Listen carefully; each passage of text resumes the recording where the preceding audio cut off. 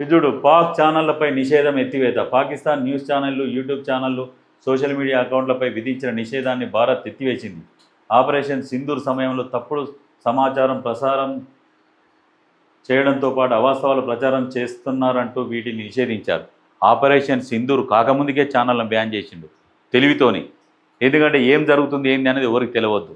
ఊకనే ఎవడు అబద్ధాలు ఎందుకు చెప్తాడు? ఊకనే ఏం లేనిది ఏమన్నా అబద్ధాలు చెప్తాడా? నిజంగా కేంద్ర ప్రభుత్వం ఎట్లా అంటే నిర్బంధ పాలన, అసత్య ప్రచార పాలన ఈ రకంగా చేస్తుంది. సరే వాళ్ళ ఛానల్ ప్రచారం చేసినప్పుడు అప్పుడు ఛానల్ మీద నువ్వు అప్పుడు బ్యాన్ చేయాలి. అసలు కానే కాలేదు. స్టార్టింగ్ అవుతుంది అన్న సమయంలో 2 రోజుల ముందే ఛానల్ బ్యాన్ అయినాయి అన్నీ. ఇప్పుడు ఒక్కొక్కడు పాకిస్తాన్ పోయి కలిసి వచ్చారు. ఎవరు ట్రావెలర్స్ వాళ్ళు వీళ్ళు అని చెప్పేసి ఏం చేసారు? వాళ్ళతో డైరెక్ట్ సంబంధాలు పెట్టుకున్న వాళ్ళే ఉన్నారు.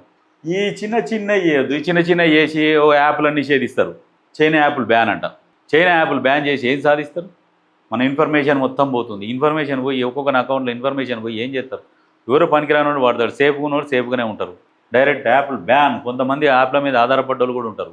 అవన్నీ ఎందుకు బ్యాన్ చేస్తారంటే వీళ్ళు చెప్పింది వినడానికి, వీళ్ళకి నచ్చిన సంబంధించిన ఛానళ్ళే ప్రజల మీద రుద్దుతారు.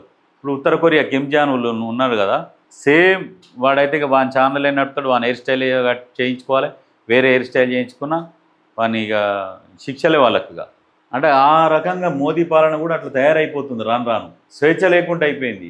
150,000 మంది మిలిటరీలో ఉద్యోగాలు రిక్రూట్మెంట్ ఉందంట. ఇంకా దాన్ని రిక్రూట్మెంట్ తీసుకోవాలి, కొత్త వాళ్ళని జాబులకు తీసుకోవాలి. అది తీసుకోలే. సైనికులకు కావాల్సినవి కూడా ఇంకా మొన్న మాజీ సైనికుడు ఫైర్ అవుతున్నాడు. ఎందుకంటే అప్పుడు యుద్ధం అవుతున్న సమయంలో మనం ఇలాంటి వార్తలు వేయొద్దని చెప్పేసి మనం అసలు ఏమి కూడా వేయలేదు. మోదీ మోదీ మోదీ మోదీ మోదీ ఏమనంటే రే పాకిస్తాన్ కాశ్మీర్ తీసుకొని వస్తా, చేతులు పట్టుకొని వస్తా కాశ్మీర్ని అని చెప్పేసి ఇక అది తప్ప భారతదేశాన్ని డెవలప్ చేద్దాము, అభివృద్ధి పదంగా తీసుకుపోతున్నా అని ఎలక్షన్లకు రావాలి. దమ్ముంటే ఎవరైనా భారతదేశాన్ని అభివృద్ధి చేద్దాము అనేది అది చెప్పి తీసుకురావాలి.